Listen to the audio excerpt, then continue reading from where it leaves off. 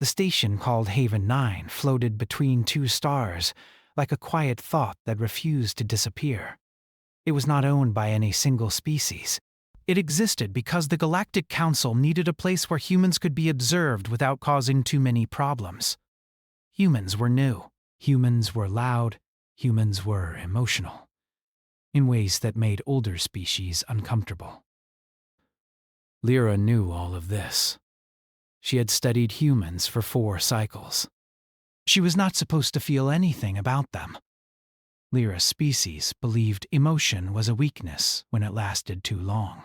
Brief curiosity was allowed. Mild attachment was tolerated.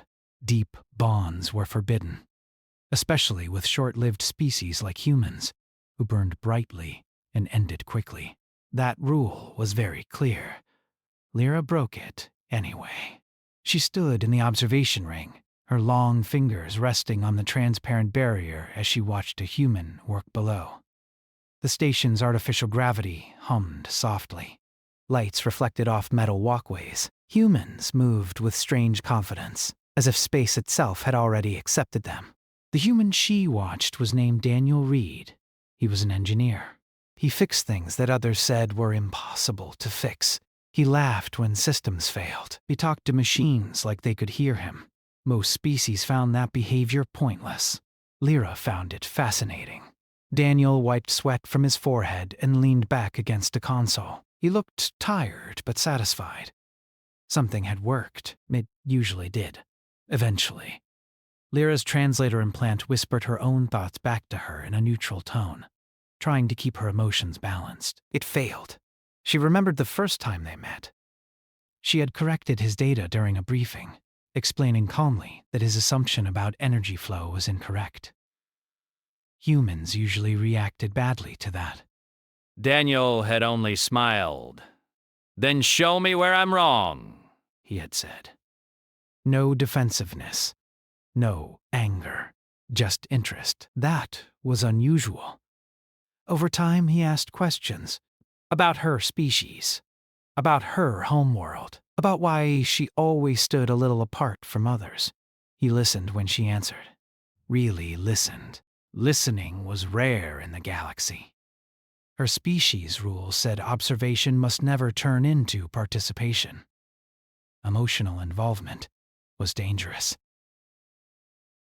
Bonds created pain. Pain led to instability. But humans did not avoid pain. They accepted it as part of living. That idea disturbed the council. It disturbed Lyra even more. A soft chime echoed in her mind. A priority signal. She straightened. That signal could only come from her homeworld. The message unfolded in precise, cold words. Recall. Order. Issued. Subject Lyra Tell assigned to immediate return. Reason. Extended exposure risk confirmed. Compliance mandatory. Her breathing slowed as her training demanded. Her heart's beat in careful rhythm.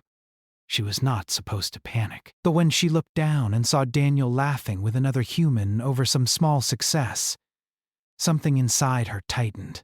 Return meant reassignment. Memory review. Possibly emotional correction. Return meant she would never see him again. Lyra turned away from the barrier and walked quickly through the corridor. Her steps were smooth, controlled, but her thoughts were not. This was how it happened, she realized. Not with drama, not with sudden rebellion. Just a moment where a rule demanded something that felt wrong. Daniel noticed her absence later that cycle. He found her in one of the quiet maintenance gardens, where plants from dozens of worlds grew under shared light. Lyra often came here to think. Daniel had learned that. You okay? He asked, sitting on the low wall beside her. She hesitated. Lying to humans felt harder than it should have. I have been ordered to leave, she said. Daniel blinked. Leave the station? Yes. For how long? Permanently. He went silent. Humans did that sometimes when emotions came too fast. Is this "Because of us?" he asked carefully. Lyra looked at him. Her species did not usually meet another's eyes for long. Humans did it without thinking. Yes, she said. He let out a slow breath. I thought we were following the rules. We were, Lyra replied. But the rules were written without understanding humans. Daniel laughed softly, without humor. That sounds about right. They sat in silence. The plants rustled gently as air circulated. What happens if you don't go? He asked. Lyra had reviewed the consequences many times during her training. Saying them out loud made them heavier. I will be declared non-compliant, she said. I will lose my status, my research access, possibly my citizenship. And if you do go, I will lose this, she said, and gestured weakly between them. Daniel Barons frowned. That's not a choice. That's a threat. Her species did not define it that way. Humans did. I am not permitted to form permanent bonds, Lyra said, especially not with humans. Daniel looked at her, really looked at her, as if memorizing details. Do you want to leave? He asked. The question hit her harder than the recall order. No, she said. It was the first time she had ever said that word about an official command. Daniel nodded slowly. Then don't. Lyra stared at him. It is not that simple, he smiled. Small and stubborn. It never is. Humans still try. That night, Lyra did something irreversible. She accessed her personal locator beacon. It was designed to be unbreakable, constantly broadcasting her position to her species monitoring network. She disabled it. The act took less than 10 seconds. The consequences would last her entire life. Alarms did not sound. No one rushed in. The station continued as normal. Somewhere far away, a system flagged her signal as lost. Lyra sat alone afterward, hands trembling slightly. Fear crept in, sharp and cold. Then she remembered something Daniel once said while fixing a broken reactor. Sometimes, he had said, you don't know if a repair will hold. You do it anyway because the alternative is giving up. Humans terrified the galaxy because they accepted uncertainty. The next cycle, representatives from her species arrived. They were tall and pale, their movements precise, their expressions carefully neutral. They requested a private meeting. Lyra complied. They did not accuse her at first. They asked questions. They observed her responses. Your emotional markers are elevated, one of them said. I am aware, Lyra replied. You have violated containment protocol. Yes. You are aware of the penalty. Yes. They paused. This was unexpected. Defiance was rare. You will return with us, the lead representative said. Immediately. Lyra thought of Daniel. Of Haven 9. Of humans laughing in the face of vacuum and loss and impossible odds. I will not, she said. Silence filled the room. This decision is illogical, the representative said. Humans value choice, Lyra replied. I have learned that logic can exist alongside it.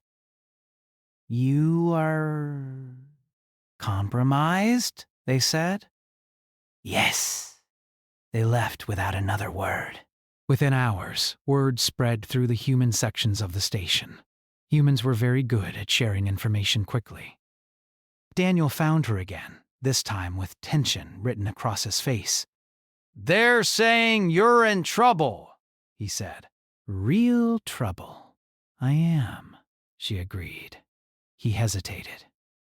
If you need to hide or run or... Lyra shook her head. I will not hide.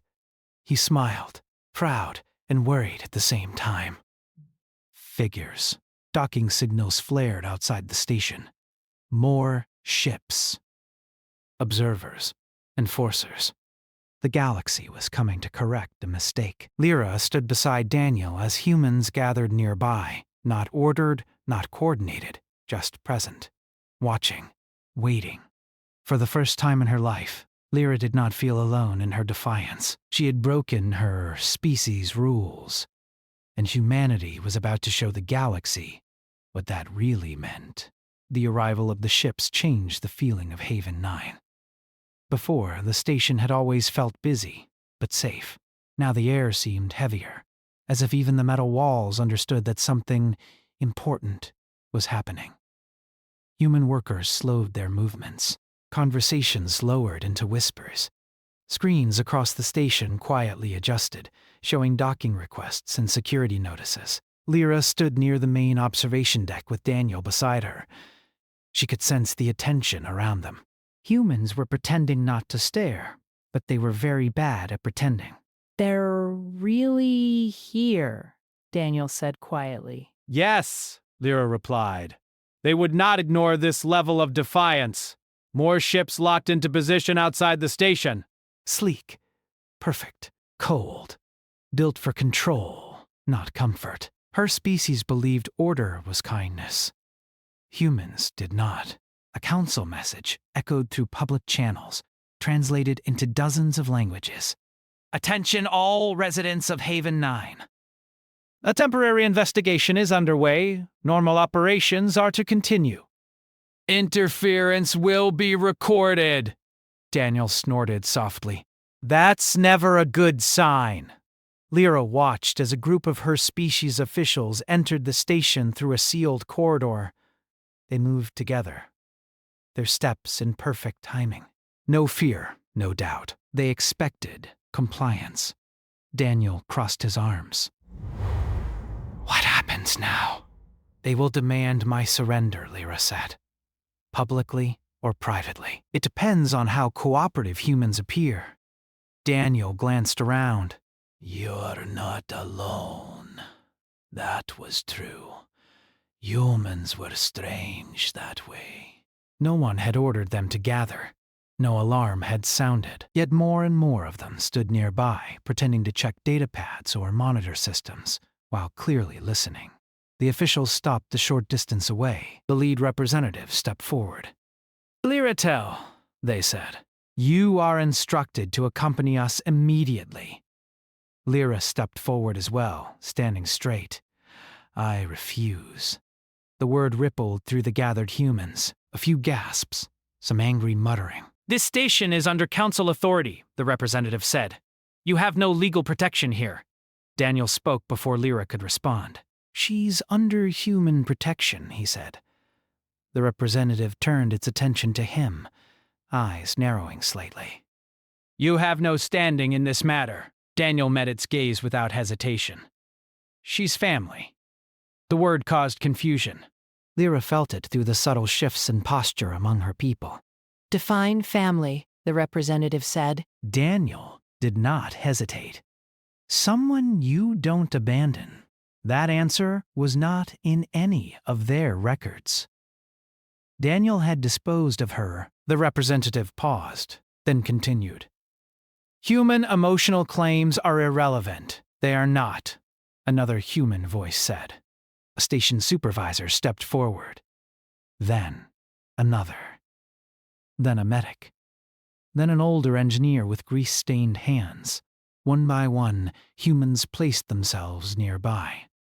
Not blocking, not threatening, just present. Lyra felt something unfamiliar rise in her chest. Pride. Fear. Gratitude. This gathering is an obstruction, the representative said. No, Daniel replied calmly. It's a community. Council security drones hovered closer. Weapons remained inactive, but their presence was clear. Lyra realized something then. Her species had expected resistance from her. They had not expected resistance from humans. A new message arrived, private and sharp, directed only at Lyra. You are causing unnecessary escalation. Stand down. She closed her eyes briefly. When she opened them, she said, Humans do not escalate. They stand. That confused them even more.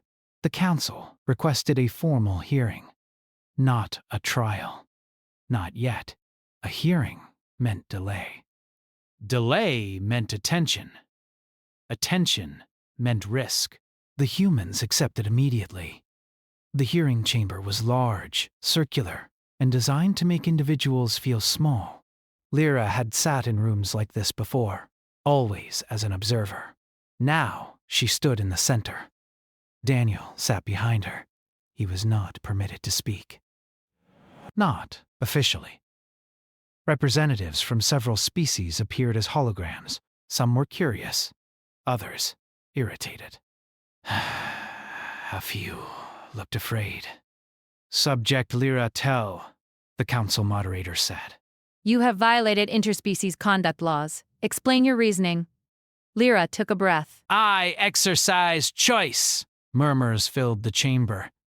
Choice is permitted within parameters, the moderator replied. Those parameters were built without understanding humans, Lyra said. I have corrected my data. The moderator turned slightly. Your correction is personal. Yes, Lyra agreed. Humans taught me that personal does not mean invalid. A representative from another species spoke. Humans form bonds quickly. They destabilize social order. Daniel clenched his fists. Lyra spoke again. Humans stabilize each other through bonds. They survive loss and continue functioning. That is strength. Humans are temporary, another voice said. You are not. Daniel stood up. He was not allowed to, but he did. Then you're afraid of us dying? He said loudly. Not of us existing. Security drone shifted. The moderator hesitated. You are not recognized as a speaker. Daniel nodded. That's fine. I'll speak anyway. Gasps echoed. This bond you're scared of? Daniel continued. It doesn't weaken her. It doesn't weaken us. It makes us responsible for each other. The moderator raised a hand. This is highly irregular. So are humans, Daniel replied. Lyra turned and looked at him. He smiled, small and steady. That was when she understood something deeply. Her species feared bonds because they feared loss. Humans accepted loss because bonds were worth it. The hearing ended without resolution. That was worse than punishment. Hours passed. Then, days. Council ships remained docked. More observers arrived. News spread across human networks faster than the council could suppress it. Humans told the story in simple terms. An alien chose us. That was enough. Support messages flooded Haven 9. Supplies, legal experts, cultural advisors. Human governments quietly signaled interest. The council began to worry. Lyra's species sent a final private message. You will return now or you will be declared exiled. Daniel read the message with her. Exile meant no homeworld. No return, no protection. Daniel looked at her. If you stay, you lose everything. Lyra shook her head slowly. No, I lose one thing. I gain another. What do you gain? He asked softly. She looked around at the humans working, arguing, laughing even now. I gain a future that chooses me back. Daniel swallowed hard. Outside the station, council ships adjusted position. A signal charged, not weapons. Broadcast, the galaxy was watching. Lyra stepped forward, standing beside Daniel, visible on every screen. I am Lyra Tell, she said clearly. I choose to remain. The silence that followed was absolute. And somewhere deep in council space, ancient laws began to crack, not from force, but from a single, quiet decision to stay. The broadcast spread faster than anyone expected. Lyra's words echoed across Haven 9, then across nearby stations, then into human space. Humans were very good at sharing stories. They did not wait for permission. They did not wait for confirmation. They believed that some moments mattered too much to stay quiet. I choose to remain. Those words became a signal. Council representatives argued behind closed channels. Laws were reviewed. Old decisions were pulled from archives that had not been opened in centuries. Lyra's species had expected a quiet correction, not a public stand. Inside the station, humans reacted in a way the Council did not understand. They did not panic. They organized. Engineers adjusted station systems to ensure independence. Medics prepared emergency areas. Lawyers and diplomats arrived on civilian transports, invited by no one official, but welcomed by everyone. Daniel stayed close to Lyra. He slept little.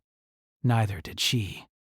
You don't have to keep standing with me, Lyra said quietly as they watched ships drift outside the viewport. Daniel shook his head. I do. That's how humans work. The Council announced a formal trial. Not a hearing, not a discussion. A trial. The word carried weight. Trials were rare. Trials meant precedent. The chamber chosen was massive, designed for observers. Entire species tuned in. The galaxy wanted to see what humans would do when pressed. Lyra stood again at the center. This time, Daniel stood beside her. "Objection!" the moderator said immediately. The human is not permitted. He is my chosen representative, Lyra said. Murmurs filled the chamber. "That is not recognized. It is under human law," Daniel said calmly. "And you invited humanity into this process." The moderator paused. Inviting humanity had been a mistake. After a long moment, the moderator nodded. "Proceed." The charges were read. Violation of interspecies bonding law. Endangerment of cultural stability. Refusal to comply with recall order. Each charge carried heavy penalties. Lyra listened without flinching. When it was Daniel's turn to speak, he stepped forward. He did not shout. He did not insult. He spoke like an engineer explaining a problem. "You're afraid of what happens when your people care," he said. "You're afraid of loss. Humans feel that fear too." A representative interrupted. Then why do humans form bonds they know will end? Daniel nodded. Because the time matters. Not the length. Silence followed. Daniel continued. You say humans destabilize societies. But look at us. We build, we repair, we grieve, and then we keep going. Bonds don't stop us. They give us reasons. Another representative spoke. Your species is young. Your perspective is incomplete. Daniel smiled sadly. So is life. That doesn't make it worthless. Data was presented. Studies, records, observations. Lyra's research, once meant to warn against humans, now showed something else entirely. Human communities recovered faster after loss. Human crews performed better under stress when bonds were strong. The Council did not like data that contradicted tradition. Lyra's species made its final offer. Return now. Undergo emotional correction. The human bond will be erased. Daniel's breath caught. Lyra felt something break inside her. No, she said. You choose exile, the representative said. Yes, Lyra replied. I choose exile with humans, gasps echoed. The verdict was delayed. Again. That delay changed everything. Human government spoke openly now. They offered citizenship. Asylum. Protection. Not loudly, not aggressively, just firmly. This individual chose us, one human delegate said. We choose her. Other species watched carefully. Some remembered old regrets. The Council announced its decision days later. Lyra Tell was declared exiled. No return, no protection, no rights under her species' law. The punishment was meant to isolate her. It failed. The moment the verdict was announced, human authorities activated a standing protocol. It had existed quietly for years, never used. Non-human asylum charter. Lyra was granted human citizenship. Applause erupted across human channels. Not wild, not violent, just proud. Daniel exhaled slowly, like he had been holding his breath for days. "You're officially stuck with us," he said. Lyra smiled. It was not small this time. Council ships withdrew, not all at once, slowly, reluctantly. But the damage was done. Other species began asking questions. If one alien could choose humans, why not others? Lyra and Daniel walked through the station together, later, unnoticed at last. Humans nodded to them. Some smiled. Some simply went on with their work. Life continued. That was the most powerful thing of all. Lyra looked at Daniel. "My species believes stability comes from control." Daniel shrugged. "We believe it comes from trust." She considered that. Far away, ancient laws weakened, not because humans fought them, but because someone stayed. Life on Haven 9 did not slow down after the trial. It changed direction. For the first time since the station was built, it felt less like an observation post and more like a home. Humans had always treated it that way, but now others were starting to notice. Lyra noticed it too, in small things, the way humans spoke to her without hesitation, the way they included her in plans instead of asking permission, the way they assumed she would stay. She was still learning how heavy that assumption was. Daniel walked beside her through one of the outer corridors where large windows showed open space and distant stars. He carried a data pad filled with reports he barely looked at. "You okay?" he asked. "I am adjusting," Lyra said honestly. "To being human," he teased. She tilted her head. "To being chosen." That made him quiet for a moment. News continued to spread beyond human space. Lyra's exile had not been forgotten. It had been noticed. Other species had seen what happened when she stayed. They had also seen what humans did next. They did not isolate her. They did not abandon her. They built walls around her and called it protection. Council channels filled with private messages. Some were warnings, some were threats, others were questions that had never been asked before. What happens if one of ours chooses humans? The council did not have an answer. The first visitor arrived quietly. She was not announced. She was not escorted. She simply requested docking permission under civilian status. She belonged to a species known for strict neutrality. They avoided conflict. They avoided attachment even more than Lyra's people did. Lyra met her in a quiet room near the medical wing. "I am not here to defect," the visitor said quickly. "I am here to observe." Lyra nodded. "That is how it begins." The visitor studied her carefully. "You lost everything." "I lost one system," Lyra replied. "I gained many people."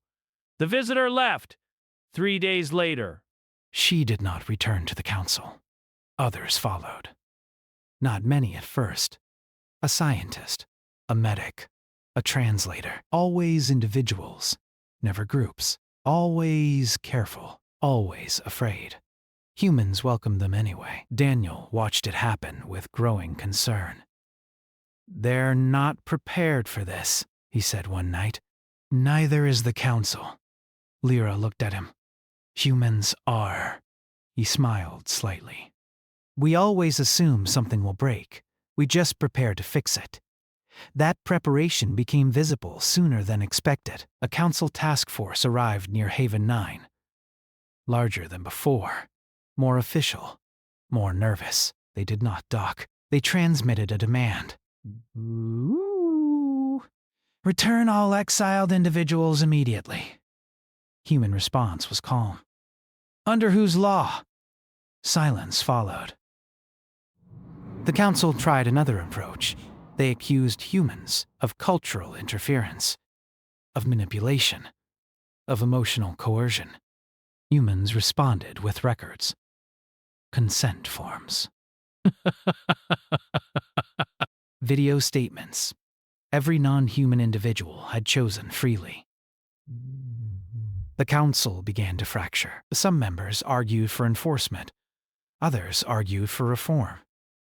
A few began quietly negotiating with human diplomats. Lyra understood something important then. The council was not afraid of humans. They were afraid of change. Daniel received a message from Earth. He read it twice before handing it to Lyra. They're activating the long plan, he said. What plan? She asked. The one we hoped we'd never need. Human leadership made a public announcement soon after. They confirmed the existence of protected settlements, worlds designated for mixed species communities. No forced integration. No pressure, only choice. The galaxy reacted strongly. Some called it dangerous. Others called it hope. Lyra's species sent a final message. Not official, not cold. You were right, it said. We did not understand humans. Lyra did not reply. She was busy helping someone else adjust to gravity. The council task force withdrew weeks later. Not because they were defeated, because they no longer agreed on what victory meant. Heaven 9 changed its designation. Not officially. But everyone knew. It was no longer a test station. It was proof. Lyra stood with Daniel on the observation deck again, just like in the beginning. The stars looked the same. She did not. Do you regret it? Daniel asked softly. She thought about exile, about fear, about the moment she disabled her locator. No, she said. For the first time, I am where I am supposed to be. Daniel nodded. Good, because the galaxy's going to get louder. Lyra watched ships move in the distance. Civilian, mixed, free. Rules were breaking, not violently, but permanently.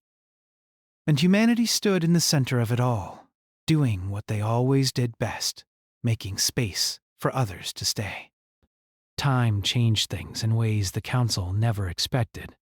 It did not explode. It did not collapse. It shifted slowly and then, all at once, like a wall that looked solid, until someone leaned on it and discovered it was already cracked. Haven 9 became something new. At first, it was only a rumor. A place where humans and others lived without fear of recall orders. A place where no one erased memories to maintain stability. A place where choice mattered more than origin. Then it became real. Ships arrived every week, not fleets, just individuals. Families, small groups who asked careful questions before docking. Humans answered patiently. They always did. Lyra helped them adjust. She remembered what it felt like to be afraid of staying. She remembered the silence after exile. She remembered how humans had filled that silence without being asked. Daniel watched her work with quiet pride. "You're doing what you were trained for," he said one evening, "just not the way they expected." Lyra smiled. Humans changed the meaning of training. The galaxy watched closely. Some species tightened their laws. Others loosened them. A few tried to pretend nothing was happening, but even they felt the pressure. Because people were leaving, not in rebellion. In hope. The council called for one final assembly. This time, humans were not observers. They were invited. The chamber was larger than any before. Physical delegates and holograms filled the space. Silence fell as the session began. The moderator spoke carefully. The Galactic Council recognizes a change in interspecies dynamics. That sentence alone shocked half the room. Humans waited. They were very good at waiting when it mattered. The presence of mixed settlements has not resulted in predicted instability, the moderator continued. In some cases, cooperation has increased. Murmurs spread. A representative from Lyra's species stood. Our laws were written to protect us from pain, they said. But pain did not destroy her. Isolation nearly did. They turned toward Lyra, who stood beside Daniel. We were wrong, the words echoed. The council voted. Not to remove old laws completely, but to allow choice. It was a small change. It changed everything. Exile was no longer mandatory. Bonds were no longer crimes. Emotional permanence was no longer considered contamination. Humans did not celebrate loudly. They simply nodded and got back to work. Years passed. Havan grew into Havan's system. Mixed settlements spread across frontier worlds. Humans shared technology. Others shared knowledge. Cultures blended without being erased. Loss still existed. Humans never promised otherwise, but people stayed anyway. Lyra and Daniel built a life that looked simple from the outside. Shared meals, shared work, shared silence. That simplicity confused outsiders more than any human worship ever had. How do you endure knowing it will end? One visitor asked Lyra once. Lyra answered honestly, because it happens at all. Daniel grew older. Humans always did. Lyra stayed beside him, knowing the future, choosing it anyway. When Daniel's hair turned gray, he laughed about it. When his steps slowed, humans adjusted their pace. When his time came, the station went quiet, not because it was ordered, because people cared. Lyra mourned. She did not hide it. Humans stood with her, just as they had on the first day. She did not break. She continued. Years later, young species studied human history and asked the same question again and again. How did they change the galaxy without conquering it? The answer was always the same. They stayed. Lyra stood once more at the observation deck, older now, wiser, still watching humans repair something that should not work, but somehow did. The stars looked different. Not because they moved, but because the galaxy finally understood what humans had been saying all along. That strength was not domination. That endurance was not the absence of pain. That love, chosen freely, was the most dangerous force of all. And once humanity shared it, the universe never went back.